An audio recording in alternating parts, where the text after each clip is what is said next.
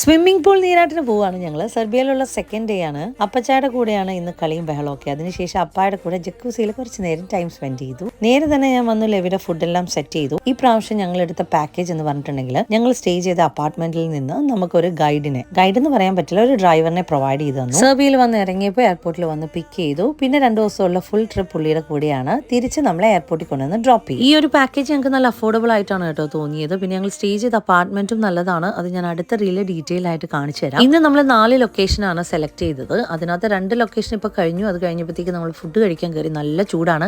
ഇതാണ് ഡ്രാഗൺ, നമ്മുടെ driver plus guide. ലെവിക്കുണ്ടുണ്ടാക്കിയ food ലെവിക്കുണ്ടും കഴിക്കുന്നതിന് മുമ്പേ എനിക്ക് കൊണ്ടുവച്ച ഒറ്റ ഗ്ലാസ് ഓറഞ്ച് ജ്യൂസ് ആണ് ഒറ്റ ഇരിപ്പിന് കുടിച്ചു തീർത്തത്. കാരണം അത്രയ്ക്ക് ചൂടായിരുന്നു. പിന്നെ ഞങ്ങൾ അവിടെ നിന്ന് ഒരു ജലാറ്റോയും കൂടെ പറഞ്ഞു. ഒരു സുന്ദരി പെങ്കൊച്ചായിരുന്നു കേട്ടോ സെർവ് ചെയ്തത്. അടുത്ത 2 സ്പോട്ട് ഞങ്ങൾക്ക് കവർ ചെയ്യാൻ പറ്റുമെന്ന് ഡൗട്ട് ആയിരുന്നു കേട്ടോ. കാരണം അത്രയ്ക്ക് ചൂടായിരുന്നു. ലെവിക്കുണ്ട് കവളൊക്കെ ഇങ്ങനെ തൊടുത്തു വരുന്നുണ്ടായിരുന്നു. അങ്ങനെ നേരെ ഞങ്ങൾ സിറ്റി വാക്ക് നടത്തി. അപ്പോഴത്തേക്ക് ക്ലൈമറ്റ് ഒക്കെ ഒന്ന് കൂളായി.